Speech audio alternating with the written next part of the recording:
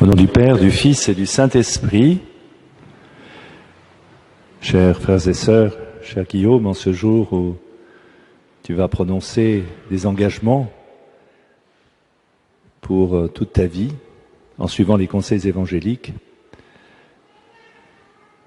tu es invité à investir, à accueillir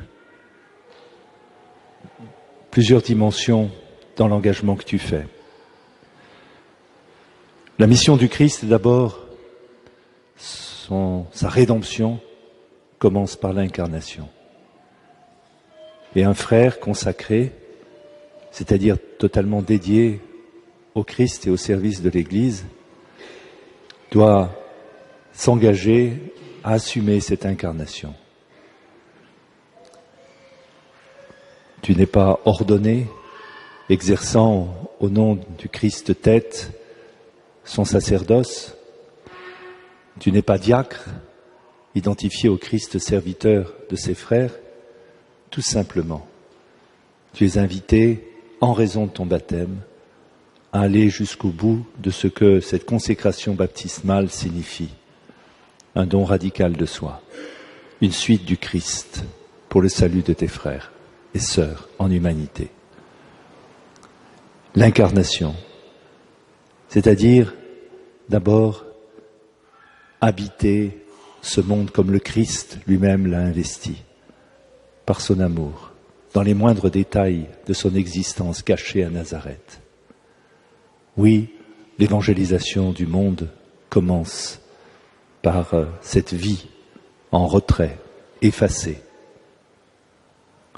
Le monde, nous le savons dans l'Écriture, est certes un lieu marqué par le péché et par le mal, mais l'on trouve aussi dans l'Écriture que ce monde est aimé de Dieu, aimé jusqu'à l'extrême, dira l'Évangile de Jean, chapitre 13. Vivre l'incarnation, c'est habiter, comme l'a fait le Christ, chaque instant, chaque relation, chaque activité au quotidien, avec l'amour du Seigneur. C'est ce que dira sainte Thérèse de l'Enfant Jésus, ramasser une épingle avec amour peut sauver une âme. Et en vivant ainsi ce mystère de l'incarnation, tu inviteras tes frères au sein de la Société missionnaire de la Divine Miséricorde à commencer d'être apôtres dans les menus détails de l'existence, dans les petites choses, tout autant que dans les grands projets. Oui, Dieu nous a confiés à nous-mêmes. Et c'est en accueillant ce que nous sommes, avec nos limites, nos fragilités, nos pauvretés, que Dieu nous aime et que nous avons à exprimer l'amour. La miséricorde, c'est le surgissement de l'amour, le dépassement du mal par un excès de grâce au quotidien de la vie. Être un homme d'incarnation, mais aussi rechercher la sainteté. Le prêtre exerce un ministère de sanctification.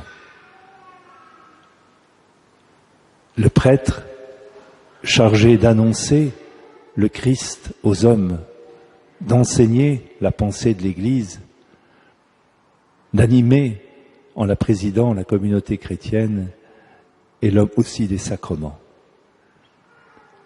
Le frère consacré, lui, ne sanctifie pas le monde dans l'exercice de son ministère, mais il se sanctifie le monde en se sanctifiant lui-même.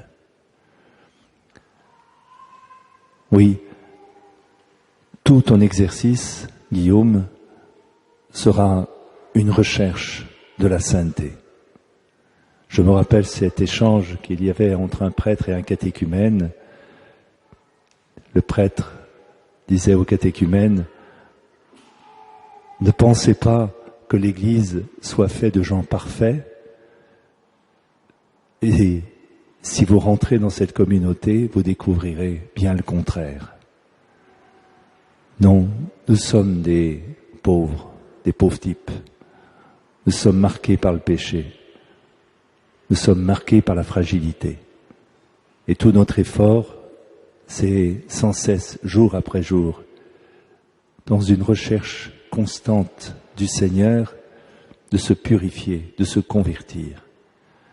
Et en assumant une vocation à la vie consacrée, on rappelle à tous, et à tous tes frères et sœurs, en particulier au sein de la communauté paroissiale et tes frères au sein de la Société missionnaire La Divine Miséricorde, ce primat de la sanctification sur tout autre exercice.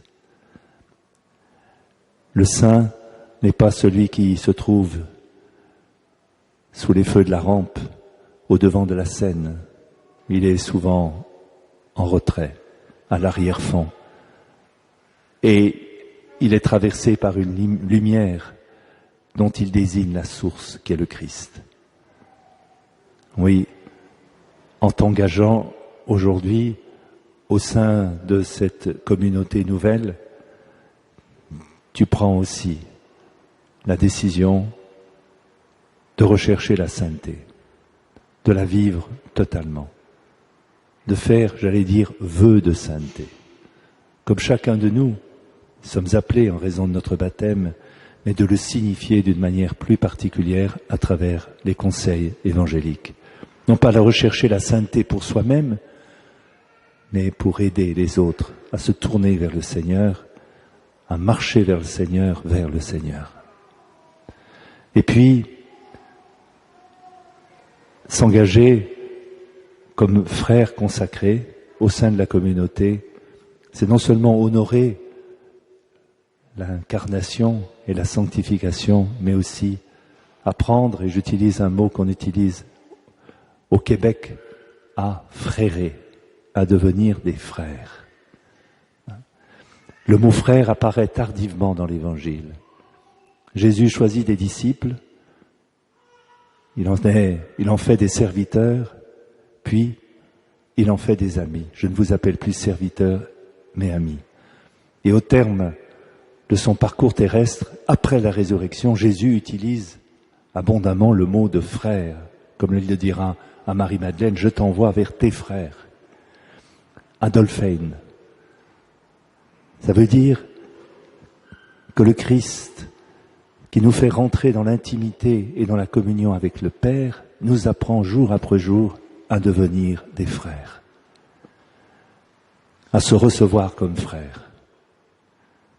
Le prêtre est un père, mais il doit être un frère. Il doit aussi recevoir, se convertir au contact d'autres baptisés qui ont d'autres vocations, mais qui lui évite de rentrer dans la tentation du cléricalisme, d'être en surplomb, comme s'il était meilleur que les autres. Nous sommes habités par une commune égalité baptismale. Et en étant frère, tout simplement frère, eh bien tu aideras ceux auprès desquels tu te trouves à découvrir cette dimension de la fraternité. Pour qu'ils soient de vrais pères, il faut qu'ils soient d'authentiques frères. La fraternité, elle se déploie là aussi dans de multiples aspects de la vie commune, à travers une attention, à travers la prière, à travers le pardon, à travers le quotidien de l'existence. Devenir frère. Frère, bien sûr, au sein d'une communauté, à l'intérieur de l'Église, mais aussi frère pour tous les hommes, comme on disait de Charles de Foucault, frère universel. Ce mot de fraternité, qui fait partie de la devise républicaine, a une source d'abord chrétienne. Et je crois profondément qu'on peut devenir frère de tous, parce que nous avons tous un même Père, dans la mesure où nous éprouvons, où nous vérifions, où nous consolidons ce mot de frère au sein de l'Église et au sein de nos communautés chrétiennes. Et nous avons, en vivant cette fraternité, un message universel à porter.